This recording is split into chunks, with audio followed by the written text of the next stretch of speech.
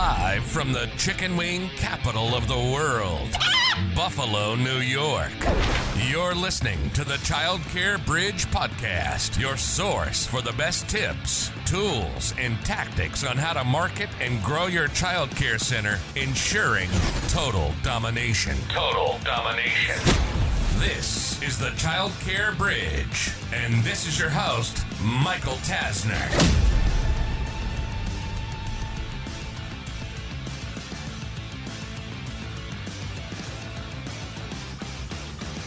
Your tuition is too high. In today's episode, I'm going to unpack one of the big objections that I've been hearing more than I have in quite some time.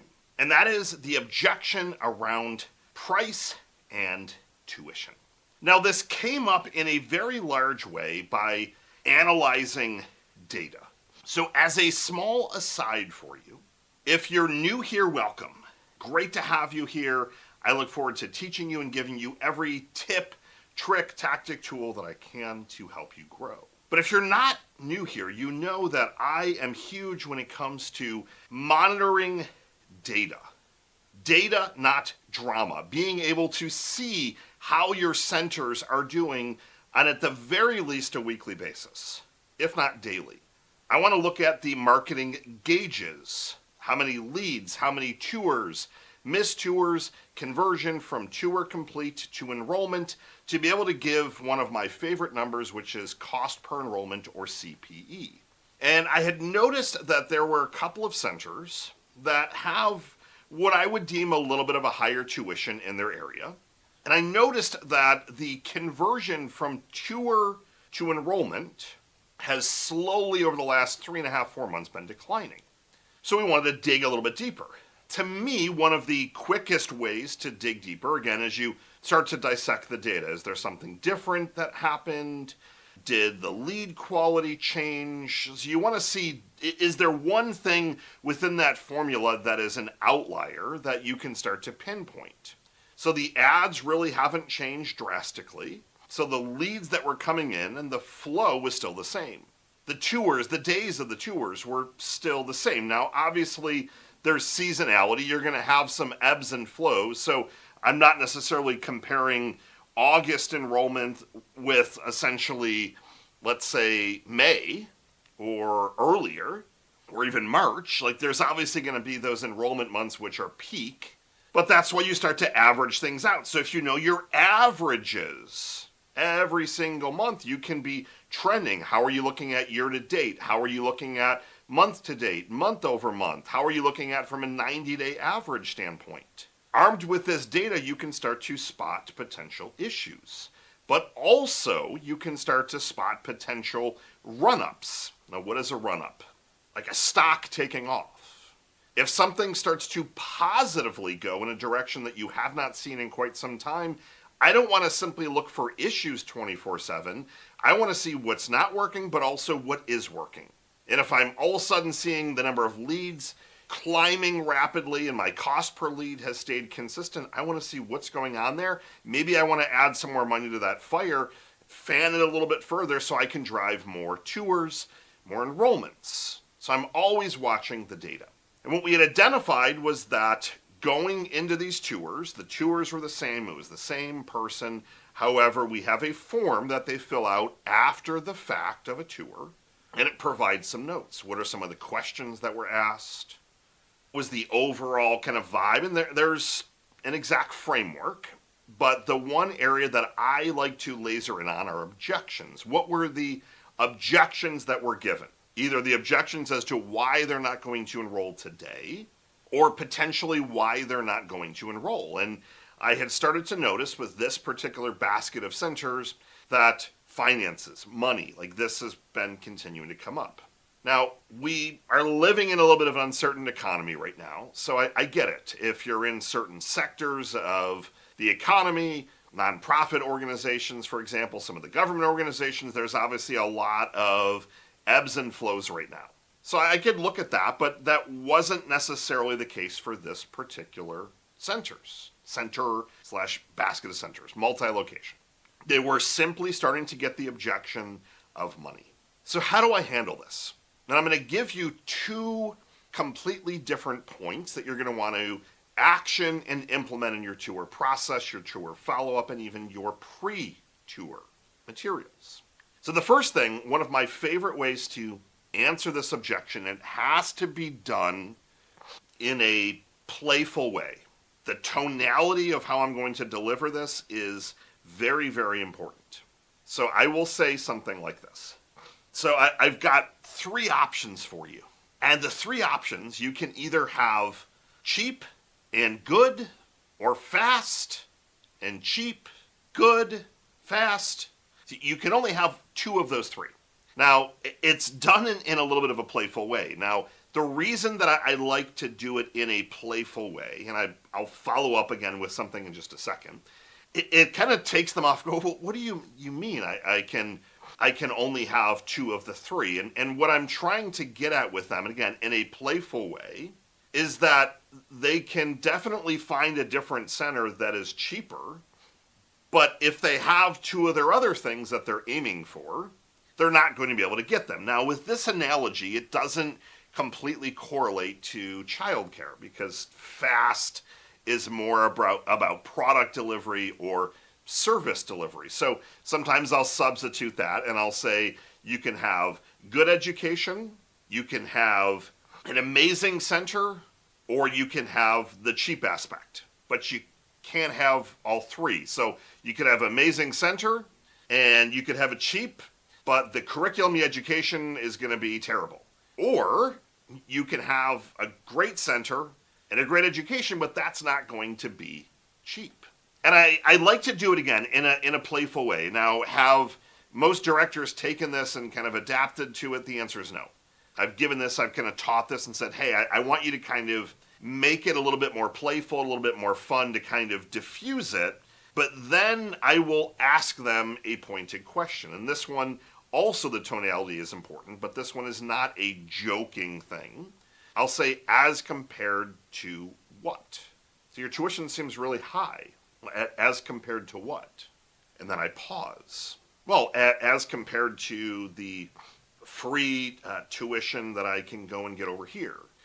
Or as compared to this one that's 6 miles away from here, it's in a rough neighborhood, they're $50 a week less expense. So I kind of allow them to answer the objection a little bit for me, but I'll just, again, simply say, well, as compared to what?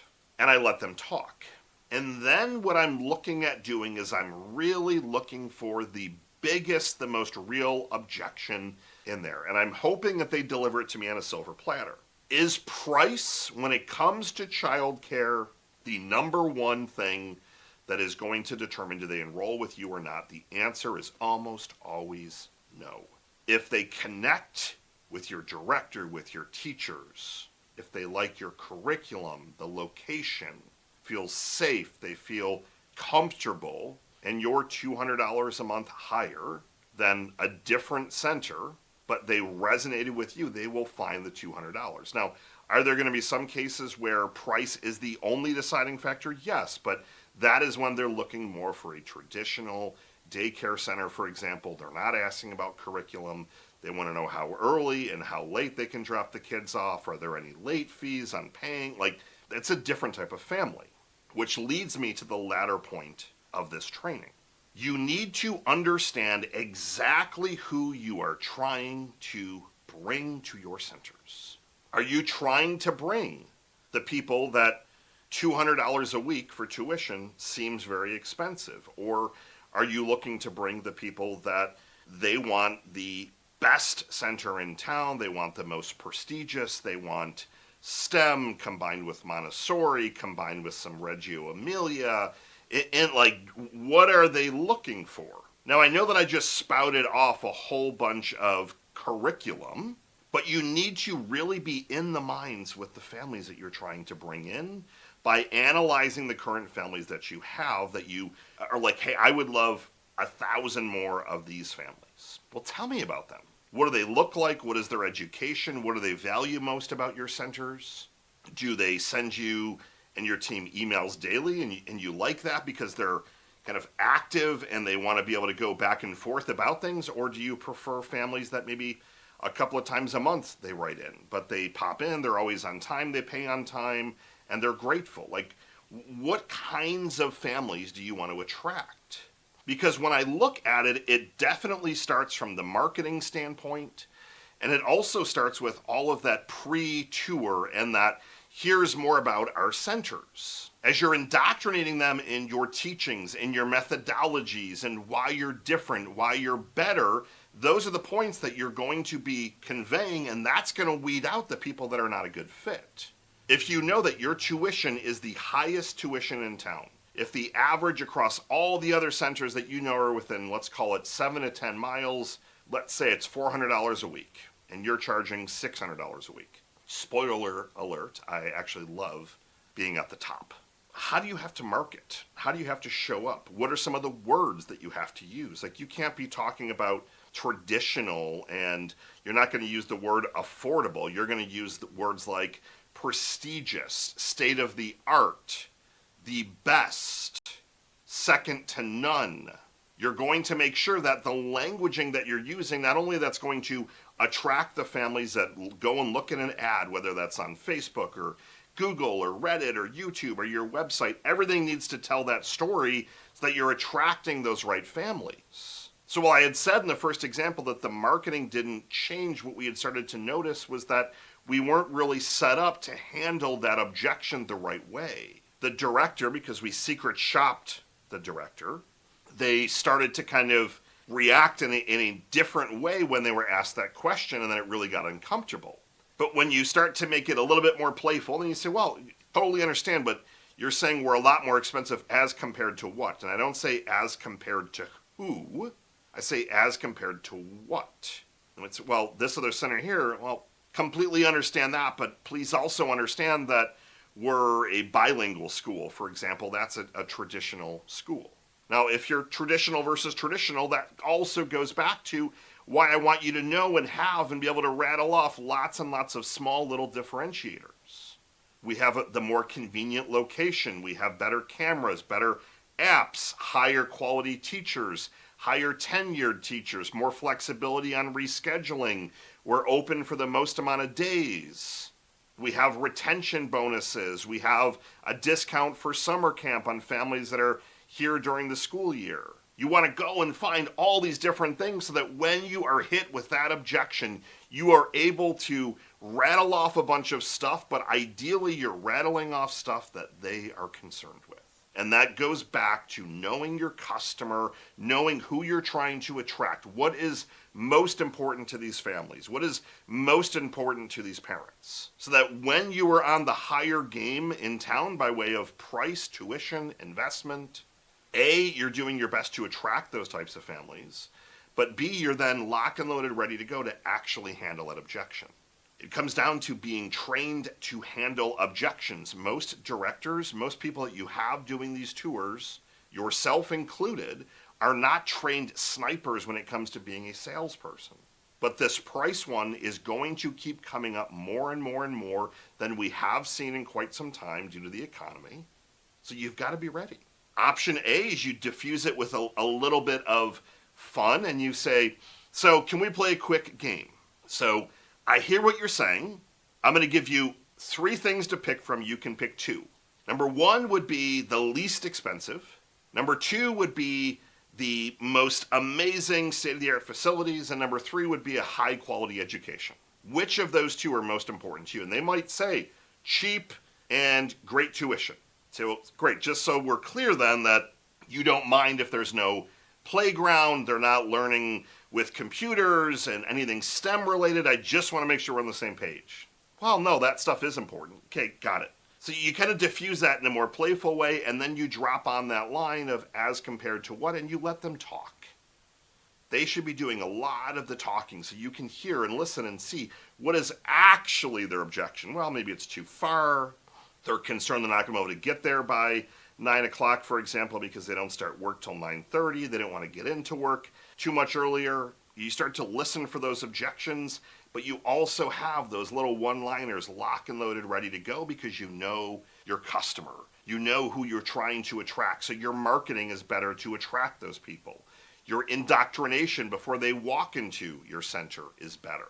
everything is better. It's a more concise strategy, and it appears that it's more customized because you're speaking to your audience. My number one takeaway is that price is typically not the objection. There's almost always something more. So ask the question, diffuse it with a little bit of humor and playful fun, and actually pull out the real objection, handle that objection, and you'll earn enrollments. That conversion from tour to enrollment will continue to grow. Have a great rest of your day. Michael Tasner signing off. Good morning, good afternoon, and good night.